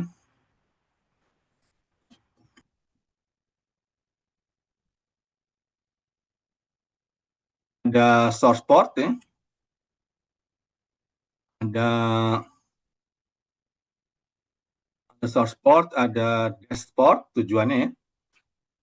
Jadi nggak ada IP ya. IP-nya di mana? IP-nya di header sebelumnya ya. Setelah dibuka IP-nya muncul ada portnya. Ada source destination port itu menentukan aplikasi apa yang akan dituju. Ada sequence number ya, urutannya sehingga tahu ada yang hilang nggak dari urutan itu ya. Ada juga ACK number ya. Artinya yang udah keterima dengan baik sampai mana. Jadi ini makanya dia menjamin paketnya akan nyampe semua ya. Kalau hilang dikirim lagi. Ada header length, ada reserve bit yang belum dipakai, ada flag, ada window, ya, window untuk pengecekan ya, ada checksum-nya, ada urgent pointer ya. Lalu ada payload-nya gitu ya. Oke, jadi ada portnya 16 bit ya. Kita tahu IP sendiri 32 bit, ini ada ketambahan 16 bit ya. Dan sequence number ya sampai 32 bit. Nah, itu TCP header ya. Kalau kita lihat berikutnya lagi, maksudnya UDP nggak ada ya. ICMP ini untuk Internet Control Message ya. Jadi untuk ngecek apakah ada yang IP yang salah, ada port yang salah gitu ya. Itu untuk komunikasi antar router ya, untuk melakukan error reporting ya. Jadi ini kita akan menjelajahi beberapa protokol IP yang memang macam-macam isinya ya. Jadi IP-nya satu tapi kualitasnya macam-macam ini ya. Gambarnya IP, TCP, UDP, ini dua opsi tadi ya. TCP yang untuk yang takut hilang, UDP yang takut delay, yang mau cepat ya. ICMP masih bagian dari IP ya, dekat ini, nah kontrolnya. Lalu di atasnya ada yang untuk kirim file, ada yang kirim email, ada yang untuk manajemen ya, SNMP gitu ya. Bawahnya yang untuk data link ya. Nah, ada lagi istilah lain ya, protokol lain yang disebut sebagai MPLS ya. Ini agak aneh bentuknya karena dia dibilangnya di bawah IP ya. Ini dipakai untuk menentukan flow ya, aliran. Kalau biasanya IP kan node by node terserah, nggak bilang aliran ya. Kalau ini aliran, jadi kalau aliran itu sama rutenya ya. Jadi apa harapannya ini? Di bawah itu artinya sebenarnya artinya di atas ya. Artinya setelah dibuka IP-nya akan muncul paket layer atasnya ya. Nah ini bawahnya TCP, ya, tapi di atasnya IP sebenarnya. Di sini bilangnya selain di bawahnya. Artinya menggalinya nggak perlu terlalu dalam ya, nggak perlu sampai ke IP address ya, tapi ada benar-benar di bawahnya lebih dekat ke MAC address ya. Jadi nggak perlu sampai ke IP address, cukup dapat MPLS address-nya, itu label itu menentukan rutenya. 20 bit ya. Nah ini dia ya. Ini IP ya. Jadi ke kiri itu ke bawah ya, kanan ke atas ya. Ini yang IP-nya untuk ke TCP layer 4 ya. Bawah itu yang kiri ya, ke MAC address ya. Jadi MPLS ini disisipkan setelah MAC address sebelum IP address ya. Sehingga bilang lebih cepat karena nggak perlu menggali sampai ke IP header. Cukup langsung di bawahnya MAC address itu setelah MAC address langsung dapat MPLS. Dan ini besarnya itu fix ya, sehingga cepat untuk mengambilnya gitu ya. Ini ya bentuknya ya. Jadi ini IP-nya banyak MPLS, ini tambahan ya, baru ke data link layer, baru ke physical layer. Nah, ini MPLS populer karena dia lalu menambahkan kemampuan untuk virtual routing ya, virtual tadi ya. Jadi bisa ngatur pathnya, bisa ngatur bandwidth yang akan diserahkan ke situ ya, sehingga itu bisa disewa-sewakan ya. cukup populer. Oke, lanjut aja ya. Jadi MPLS itu termasuk layanan yang populer karena bisa menentukan arah rutenya dan bisa menjaminkan berapa bandwidth yang dialokasikan. Yang kita bahas sedikit kemarin kan, bisa untuk ini, kalau mau mengirimkan harus tahu MAC address-nya. Nggak taunya, pakai dengan menggunakan ARP. Ini bentuknya ya. Jadi ini Ethernet paket, IP di dalam datanya kan IP ya, yang keluar Internet paket ya. Dalam paket Ethernet ada IP-nya. Dalam IP ada TCP-nya gitu ya.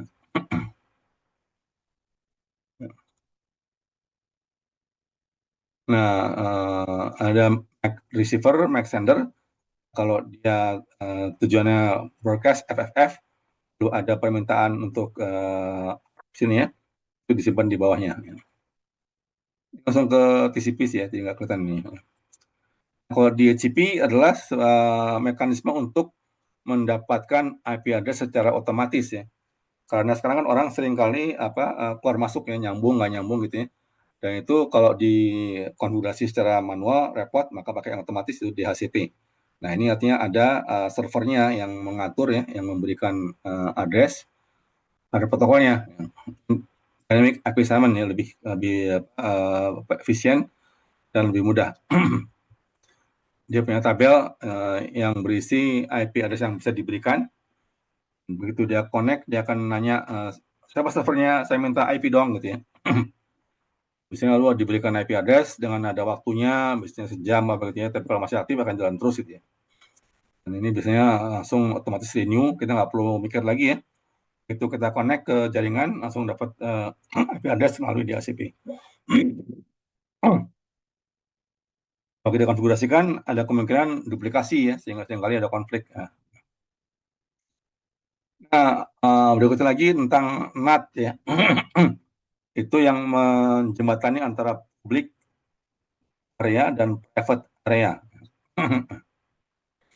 Jadi ada global IP address yang public yang harus bayar, lalu ada private address yang nggak bayar. Dengan demikian, ini dianggap sebagai security feature ya, simulasi untuk itu aja karena dia punya private address, nggak bayar kan senang ya, tapi kemudian mau mengakses internet, maka perlu dipinjami public address. Sebenarnya untuk itu ya, tapi kemudian ini dibilang sebagai security feature ya. Nah, dengan demikian ini akan tersembunyi karena alamatnya akan yang muncul kan alamat yang publik ya. Alamat yang private-nya yang 92 atau 177 gitu ya, itu nggak muncul ya. Jadi akan menyembunyikan dari internet ya. Ya, karena outside world cannot see into LAN, maka nggak perlu daftar. Memang itu ya. Ini ya kelompoknya, kelompok yang kelas A yang 10 ya.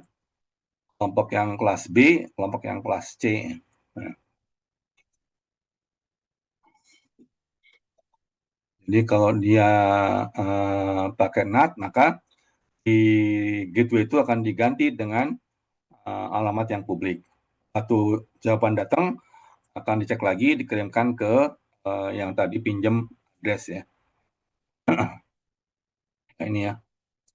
Yang kanan yang private ya, network, yang kiri yang public ya. Jadi gateway-nya dari dalam itu 004 ya, pakai 01, 02, 03. Terus dia kirim keluar ya, maka digantilah jadi 38, 76, 29, 7. Tinggal kemudian kalau makanya bareng-bareng, ada port number yang menentukan ini punya siapa ya. Yang satu, punya dua, apa tiga gitu ya. Berikutnya tentang VPN ya. Nah ini virtual private network. Kenapa perlu virtual private network? Karena kadang-kadang orang ingin untuk merasa aman ya, nggak kelihatan sama yang lain, ingin aman. Kalau pakai internet kan terbuka untuk umum, jadi itu akan terasa nggak aman ya. Nah supaya nggak aman, gimana caranya? Maka itu akan dienkripsi ya. Enkripsi dalam VPN. VPN itu membuat aman dengan membuat orang lain nggak bisa lihat karena dienkripsi. Nah, kalau dienkripsi kemudian gimana IP address-nya? Nah, diberikan IP address lain tambahan ya. Jadi bilangnya IP on IP encapsulation ya. Jadi ada secure tunnel protocol. Di IP yang 77 itu IP VPN, IP yang benerannya disembunyikan dalam payload ya, dan dienkripsi sehingga orang nggak bisa lihat ini mau kemana. Harusnya yang tahu cuman dia menuju ke VPN mana gitu ya. Tapi nggak tahu setelah itu dia akan menuju kemana, nggak ada yang tahu karena dienkripsi. Nah ini mengamankan ya, tapi juga kemudian menjadi isu lain karena kemudian ini menjadi celah untuk judol ya. Jadi saya judol diblok sama negara, tapi orang-orang itu pakai VPN munculnya di negara lain sehingga nggak keblok oleh barikade kita ya, karena dia munculnya sebagai paket yang menuju ke VPN aja, muncul VPN-nya udah IP yang lain ya. Ini berguna, tapi juga ada sisi negatifnya ya, untuk kejahatan. Oke. Web ya ini populer sekali.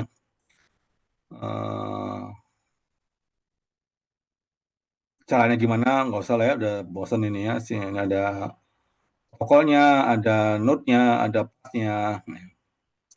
DNS ini masih perlu mungkin ya. Ini masih wajib dimiliki DNS ini ya. Jadi karena orang pakai node name di web tadi ya, ataupun nama-nama yang bukan nomor ya, maka perlu diterjemahkan ke nomor karena si nama-nama itu yang bisa ngapain orang ya. Saya mau ke www.bbc.com, tapi kan di router yang tahunya kan IP berapa gitu ya. Nah ini untuk menerjemahkan pakai DNS ya.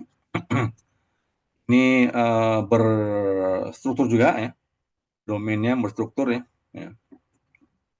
Jadi misalnya Microsoft punya ratusan nomor gitu ya. Servernya mana nih ya? Nah ini dia ya. Jadi ada rajanya, root level ya. Lalu ada domain-domain, ada .com, ada .org, ada negara, ada maksudnya itu tuh yang zone-zonenya ya. Top level ya, .gov, .net, .com, edu, org. Sekarang muncul lagi macam-macam, ada yang negaranya kan, .id, .in, .ca, ya. C akademik ya. Nah, terus ini semua punya tabel yang bisa menerjemahkan nama ini berapa IP-nya. Ini ya, kalau di search ya dari atas bisa ketemu bawahnya ya. Ada kalau nggak ketemu dari sini begini ya. Artinya mana ini ya. Ada zone delegation ya. Kalau nggak tahu saya bilang ke bawahnya. Namanya resource record RRR gitu ya. Sini ada name masing-masing, setiap urutan ada name servernya, ada subzone-nya. Gambar yang sama, cuman ngomong top levelnya. Ini ngomong second levelnya ya. Ini ada .com, edu, dan seterusnya.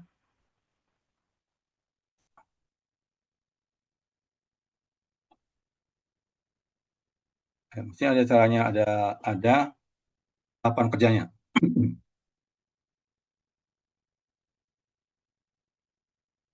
Jadi dia sebar ya, katakan ada 14 negara apa yang menyimpan ini ya, menyimpan sistemnya ya.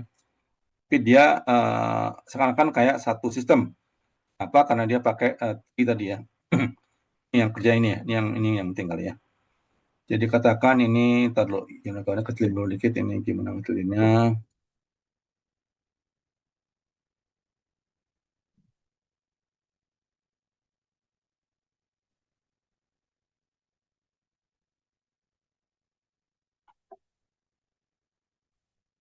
Nah yang pusatnya nih. Ini step 1, ini gateway-nya ini ya. Dia mau kirim ke Suo Oregon Edu. Dia kirim ke sini, gateway-nya. Dia nggak tahu ya, kirim ke naik lagi ya, ke server lain. Dia nggak tahu juga, dia balik lagi ya. Terus dia akan mengurutkan ya. Terus dia bilang, oh, saya nggak tahu, tapi saya bisa ngasih tahu yang mungkin tahu siapa. Ya, terus gitu ya. Dan dia ketemu akhirnya, dia ketemu, jawaban, ini IP-nya, lalu dia baru kirim, gitu ya. Jadi bisa jadi bolak-balik itu, atau langsung ke satu langkah ya, akan carikan sampai ketemu, bisa pola gitu ya. Tapi itulah untuk komunikasinya ya. Oke, web server. Ya. Ada IP address yang publiknya ya, akan bisa dipakai lewat DNS tentunya ya. Terus ada softwarenya yang menangani ini ya, ada servernya. Nah ini beberapa trik ini best practice aja ya. Pilih nama yang akan laku, ada top level domainnya, mau pakai mana, mau di .uk, .di, .jp soal negaranya, atau yang country code atau yang generik ya, yang Asia bis itu kan ya. Terus yang ini supaya laku ya. Terus apa yang dipublikasikan ya. Ini domain name-nya usahakan tidak mengandung ini ya, hyphen number trademark. Mungkin juga bisa mempunyai beberapa nama ya. Nah, terus juga sekarang karena banyak nama, banyak yang mungkin rebutan, banyak yang dijual namanya ya. Ini buying name. Kalau terlambat bikinnya, kita perlu bisa juga nyawa dari orang lain. Hanya beberapa tahun, ya. Terus ini cara membeli website, nama website, ini mengelolanya, ya. Ada siapa yang tanggung jawabnya gitu kan ya, walaupun mungkin bisa diabaikan, kadang-kadang bisa disembunyikan. Terus ini contohnya pakai GoDaddy, ini berapa bayarnya gitu ya. Contohnya supaya kita itu masih belum populer ya. Jadi perlu dibahas di sini. Daftarin supaya kita tahu ya siap mengelola bagaimana. Ada indeksnya itu ya, sisinya, ya. Kontrolnya, hostingnya. Unix most populer ya, normal karena paling lebih stabil gitu aja ya. Terus ini perusahaannya ini ya, Bluehost, DreamHost, macam-macam ya.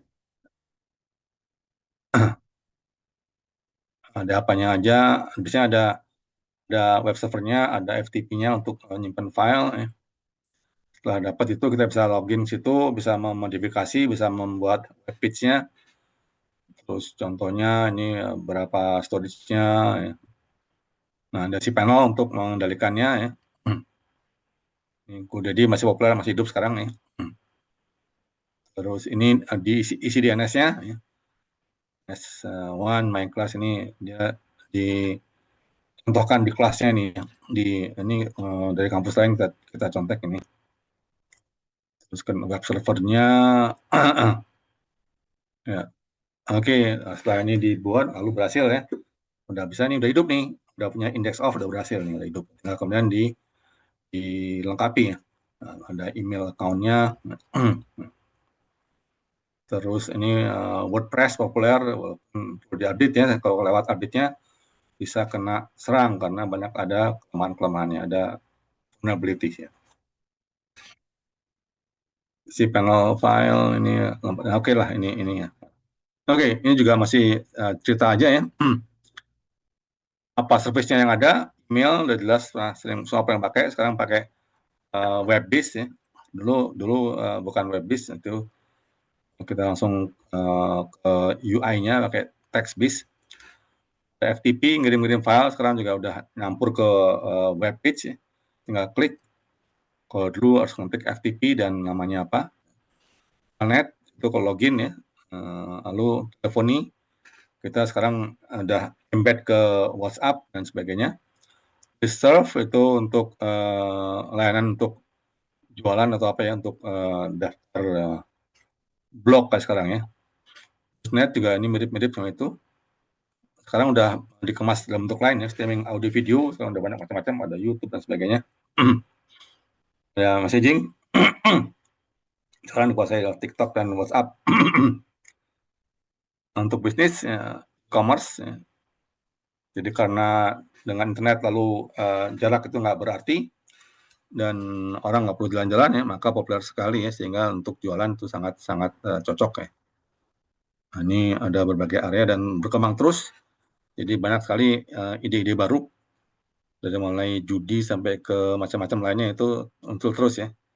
Ada yang lewat WhatsApp dulu dan sebagainya ya. Jadi e-retailing, internet exchange, micro marketing, ya, kita bisa marketing ke sendiri ya, apa namanya affiliate gitu ya. Dan tentunya muncul lagi kemudian security ya.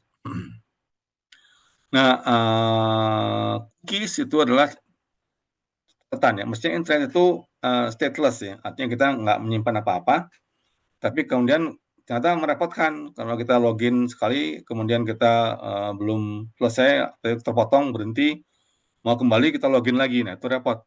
Maka kemudian orang mempunyai ide untuk menyimpan cookies.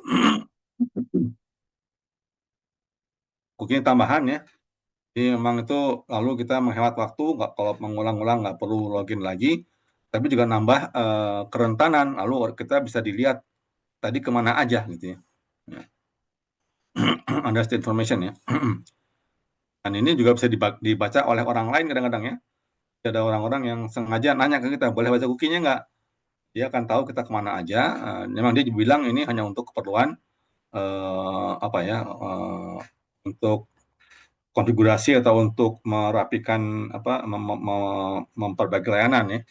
Tapi ya kita nggak tahu, kadang-kadang orang juga apa bisa menyalahgunakan ya. Makanya tanya dulu biasanya kan, boleh nggak saya pakai cookies-nya gitu ya. Ya, kalau kita nggak mau ya jangan gitu ya. Dibilang ini ya invasion of privacy karena dia orang tahu ngapain aja walaupun dia nggak tahu nama kita, tapi dari pola aksesnya dia bisa menemukan ini adalah si orang ini gitu ya. Contoh cookies ya, ada client server, misalnya kita mau beli sesuatu kan, di Amazon ya, maka dibuatlah klik ID-nya, terus jawabannya ID kamu sekian. Nah, kalau ada cookie itu disimpan ini ya. Kita akses, simpan lagi gitu ya.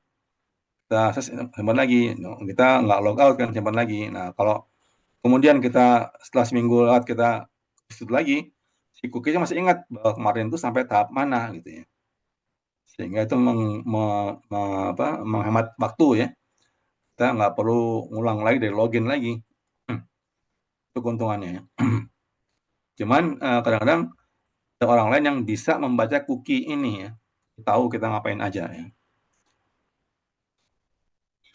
Oke, berikutnya pola intranet dan extranet ya. Intra itu yang di dalam. Artinya apa? Artinya itu yang make adalah pegawai sendiri ya.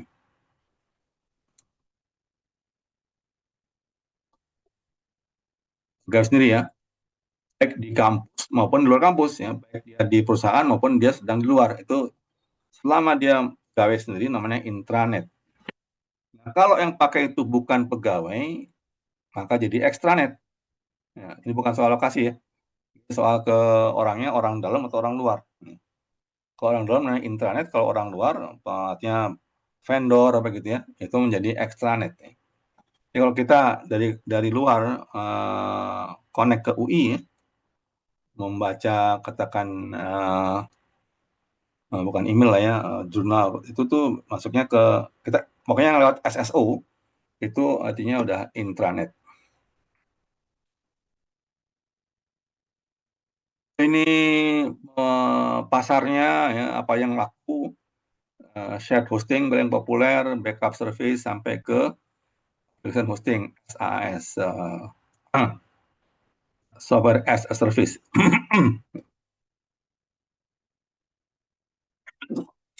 Ya, ini berkembang terus.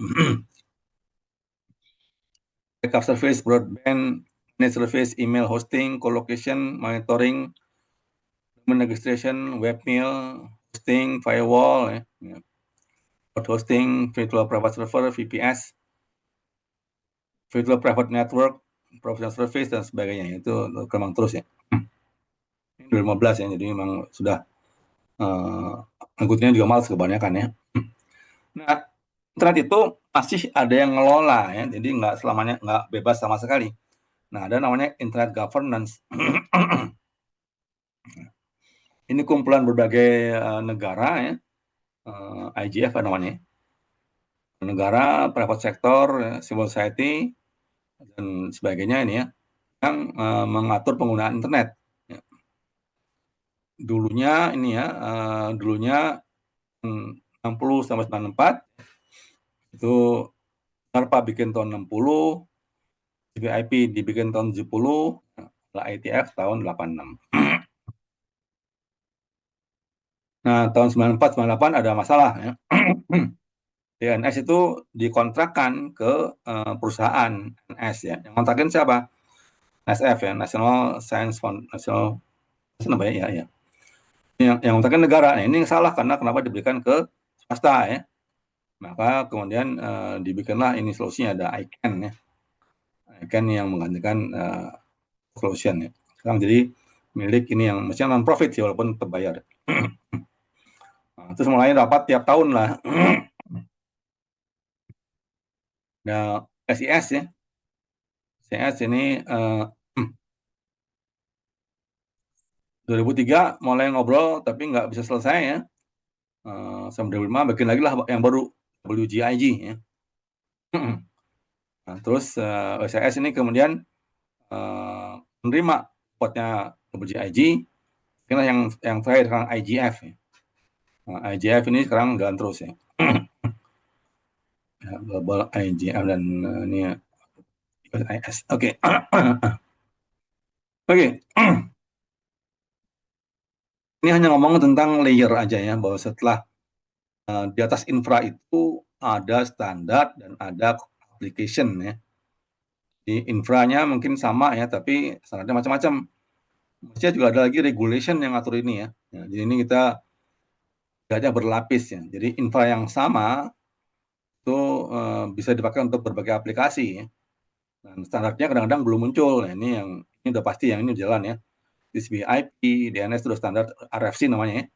Udah populer, udah dipakai semua orang. Di atasnya itu aplikasi-aplikasi ya. Juga ada aturannya, standar-standarnya ya. Oke, tentang IP address ya, siapa yang ngurusin? Jadi ada yes, sama IGF juga ini ya. Ada IANA ya. Ini yang pusatnya, kemudian yang di Asia namanya yang APNIC. Kita ada Pandi ya. Nah, ada ARIN, ini Amerika, ada Latin American, ada RIPE. Cuma lupa, APNIC Asia Pasifik ya. Terus ada AFRINIC ya. Ada lagi local register, ada national register ya, dan baru ke SP. Jadi ada IP address itu banyak ya, dibagi-bagi ke setiap area, sehingga kita bisa nebak kalau yang IP sekian itu negara mana, itu ketahuan karena ada pembagian ini ya. Terus setiap negara punya lokasi, dibagiin ke setiap ISP ya, ISP baru ke kita. Nah ini ya, RIPE itu yang kuning ini ya, TAC itu yang hijau, itu Amerika. Green yang Amerika, merah Asia Pasifik ya.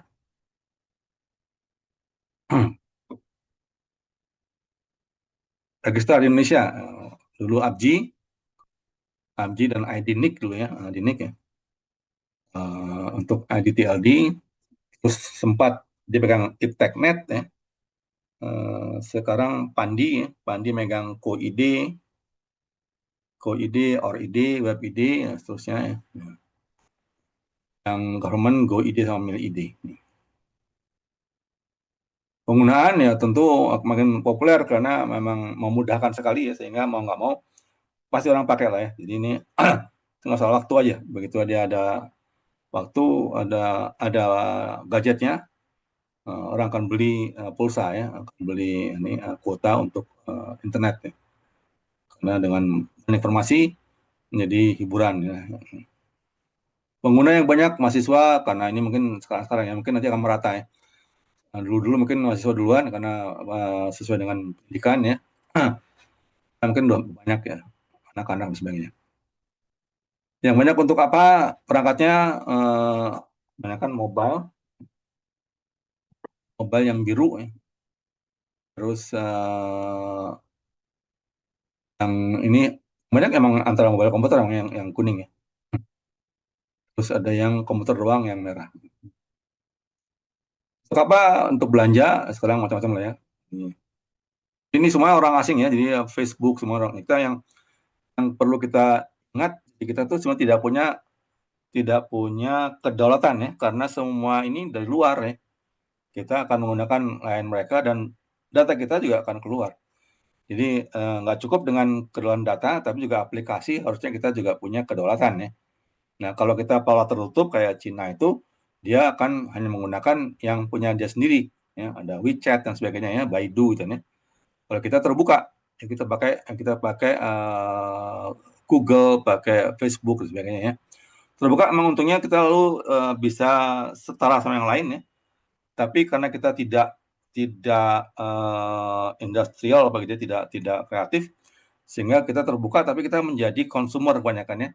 Sedikit yang bisa memanfaatkan internet ini menjadi jadi bisnis yang menguntungkan kita ya. Kita kebanyakan jadi konsumer. Yang perlu kita sadari ya, ini kebanyakan ada di luar semua. Oke, itu aja ya. Ini apa lagi nih?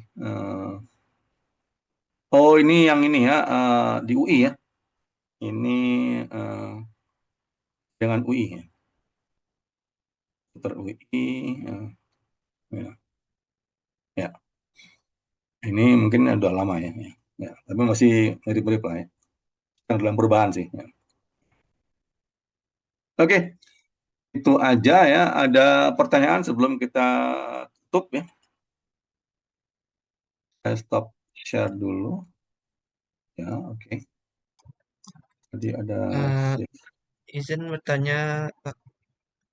Oke, silakan. Lebih ke apa ya sih tentang file materinya tuh yang di scale itu kayaknya apa masih yang week sebelumnya.